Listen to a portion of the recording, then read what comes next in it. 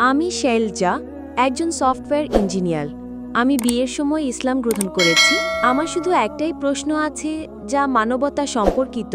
আমাদের আজকের বিষয় হলো মানবতার জন্য শান্তি। ইসলামী বা কুরআনের কোথাও কি মানবাঙ্গজন সম্পর্কে নির্দিষ্ট করে কিছু বলা আছে? যদি থাকে, তবে তা কি অনুমোদিত? আর যদি অনুমোদিত না হয়, তাহলে তার কারণ কি?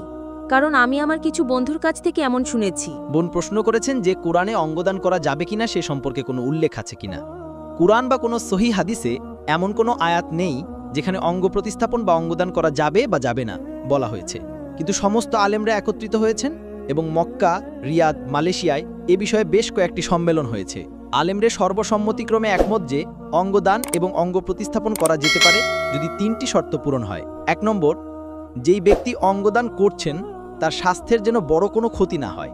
আমি আমার হৃৎপিণ্ড দান করতে পারি না, যদি আমি আমার হৃৎপিণ্ড দান করি আমি মারা যাব। কিন্তু ডাক্তাররা বলেন যে আমার 2টি কিডনি আছে, 1টি কিডনি যথেষ্ট। আর যদি আমার মায়ের 2টি কিডনি বিকল হয়ে যায়, আমি তাকে 1টি কিডনি দিতে পারি, এতে সেও বাঁচবে এবং আমিও বাঁচব। সুতরাং প্রথম শর্ত হলো অঙ্গদাতার স্বাস্থ্যের বড় কোনো ক্ষতি হওয়া চলবে না। দ্বিতীয়ত, যেই ব্যক্তি অঙ্গ গ্রহণ করছেন তার স্বাস্থ্যের জন্য এটি একটি বড় উপকার হতে হবে। তৃতীয়ত, এটি অর্থের জন্য বা অর্থনৈতিক কারণে করা যাবে না। কোনো ব্যক্তি তার কিডনি বিক্রি করতে পারবে না। সুতরাং যদি এই 3টি শর্ত পূরণ হয়, আলেমরা বলেন এই শর্তগুলোর অধীনে অঙ্গ দান করা যেতে পারে, অঙ্গ প্রতিস্থাপন করা যেতে পারে। আশা করি উত্তরটি পেয়েছেন। অনুগ্রহ করে আপনার প্রশ্নটি করুন। হ্যাঁ, আমার নাম অমরেশ। আমার একটি প্রশ্ন আছে।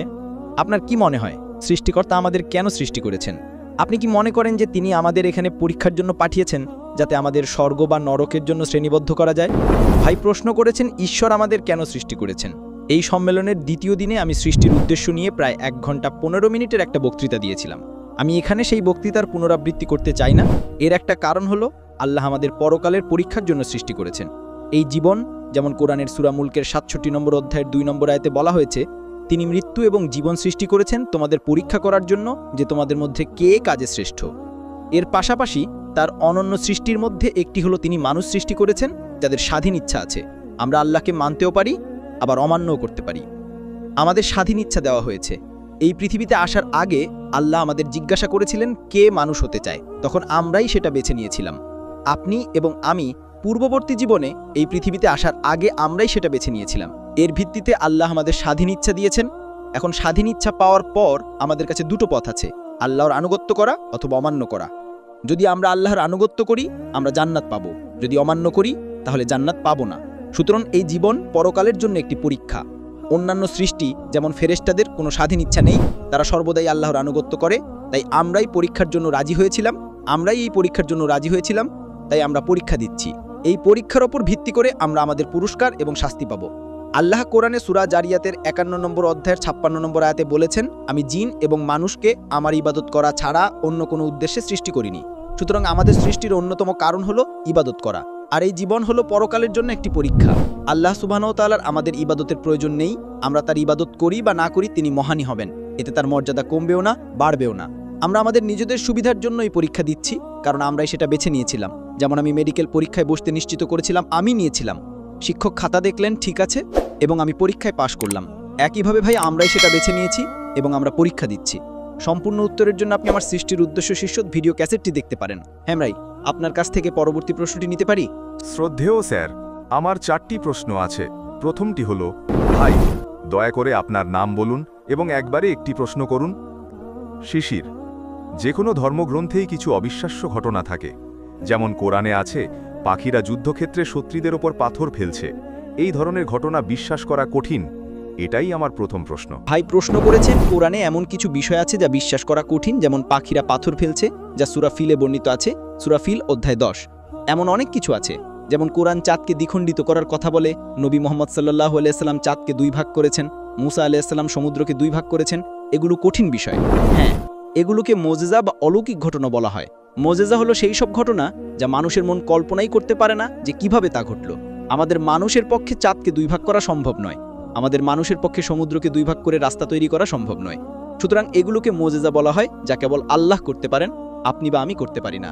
তাই আমাদের জন্য এটা কল্পনা করা কঠিন। এটা প্রমাণ করার একমাত্র উপায় হলো অতীতে ফিরে যাওয়া। আমরা এখন এখানে বসে আছি, আমরা 3000 বা 4000 বছর অতীতে ফিরে যেতে পারি না এবং দেখতে পারি না যে মুসা আলাইহিস সালাম সমুদ্রকে 2 ভাগ করেছিলেন কিনা। তাই আমরা বলি এগুলো মোজেজা, যা আমাদের অতীতে ফিরে যাওয়ার সুযোগ দেয় না। কিন্তু কোরআনে এমন অনেক কথা বলা হয়েছে যা আজ সত্য বলে প্রমাণিত হয়েছে। যেমন কোরআন বিজ্ঞান সম্পর্কে কথা বলে, বিগ ব্যাং সম্পর্কে, চাঁদের আলো যে তার নিজের আলো নয় বরং প্রতিফলিত আলো, পৃথিবী যে গোলাকার, সূর্য যে ঘোরে। এইসব কথা 1400 বছর আগের কোনো মানুষের কাছে অবিশ্বাস্য মনে হতো। তারা বলতে এসব কি বাজে কথা, চাঁদের নিজস্ব আলো আছে, পৃথিবী গোলাকার, এইসব বিগ ব্যাং সম্পর্কে। কিন্তু আজ বিজ্ঞান উন্নত হওয়ার পর আমরা জানতে পেরেছি যে এটা সত্য। কিন্তু অতীতে কি ঘটেছে তা জানার জন্য আমরা অতীতে ফিরে যেতে পারি না। তাই আমার যুক্তি বলে কোরআনে যা কিছু বলা হয়েছে তার কিছু অংশ আমরা এখন পরীক্ষা করতে পারি, কিছু পারি না। আমরা অতীতে ফিরে যেতে পারি না, আমরা ভবিষ্যতে যেতে পারি না, আমরা বৈজ্ঞানিকভাবে প্রমাণ করতে পারি না যে স্বর্গ বা নরক আছে কিনা। তাই আপনি আমাকে জিজ্ঞাসা করবেন, ভাই জাকির, আপনি একজন ডাক্তার, আপনি কিভাবে স্বর্গ নরকে বিশ্বাস করেন? আমি বলি এটা ওই 20% অস্পষ্ট অংশের মধ্যে পড়ে। তাই আমার যুক্তি বলে যখন কোরআনের 80% বিষয় যা আমরা পরীক্ষা করতে পারি তা 100% সঠিক বলে প্রমাণিত হয়েছে, এমনকি 0.1% ভুল নয়, তখন বাকি 20% যা অস্পষ্ট ইনশাআল্লাহ তাও সঠিক হবে। আশা করি উত্তরটি পেয়েছেন। আসসালামু আলাইকুম। যখন কোনো মুসলিম কোনো অমুসলিমের বাড়িতে নামাজের সময় উপস্থিত থাকে, তখন সে কি তাদের বাড়িতে নামাজ পড়তে পারে, অথবা এর সঠিক পদ্ধতি কি?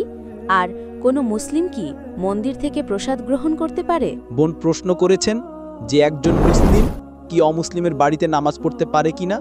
যতক্ষণ পর্যন্ত সেই বাড়িতে কোনো আপত্তিকর কিছু না থাকে, যতক্ষণ সামনে কোনো মূর্তি না থাকে এবং নামাজের জায়গা পরিষ্কার থাকে, আপনি বিশ্বের যে কোনো জায়গায় নামাজ পড়তে পারেন। আমাদের প্রিয় নবী মুহাম্মদ সাল্লাল্লাহু আলাইহি ওয়াসাল্লাম বলেছেন, যা সাহিহ বুখারীর প্রথম খণ্ডে সালাত অধ্যায়ে উল্লেখ আছে, যে সমগ্র বিশ্বই বিশ্বাসীদের জন্য একটি মসজিদ। সুতরাং যতক্ষণ জায়গাটা পরিষ্কার থাকে এবং শরীয়তের কোনো নিয়ম ভঙ্গ না করে, সামনে কোনো মূর্তি না থাকে, আপনি অবশ্যই নামাজ পড়তে পারেন। প্রসাদ গ্রহণ সম্পর্কে, প্রসাদ হলো এমন খাবার যা হিন্দুরা তাদের দেবতা এবং ভগবানের নামে উৎসর্গ করে। আল্লাহ কোরআনে 4টিরও বেশি জায়গায় বলেছেন।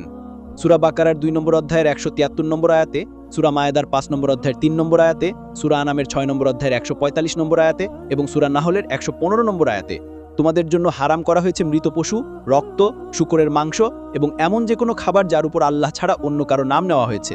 সুতরাং প্রসাদ খাওয়া হারাম, এটি ইসলামে অনুমোদিত নয়। কিন্তু আমরা জানি অনেক মুসলিম ভাবে আমরা অমুসলিমদের অনুভূতিতে আঘাত দিতে চাই না, তাই তারা যা করে, কিছু মুসলিম বিসমিল্লাহ বলে তা খেয়ে নেয়।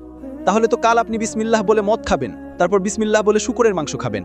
এমন কোনো খাবার খাওয়া যার উপর আল্লাহ ছাড়া অন্য কারো নাম নেওয়া হয়েছে তাই ইসলামে নিষিদ্ধ। তাদের সাথে কিভাবে আচরণ করবেন? আপনি আমার দাওয়া নাকি ধ্বংস শীর্ষক ভিডিও ক্যাসেটটি লিখতে পারেন, যা আপনাকে অমুসলিমদের প্রসাদের ধারণা সম্পর্কে বোঝানোর একটা উপায় দেখাবে এবং তাদের ধর্মগ্রন্থের মাধ্যমে সঠিক ধারণা সম্পর্কে কিভাবে বোঝানো যায় তা জানাবে। আশা করি উত্তরটি পেয়েছেন।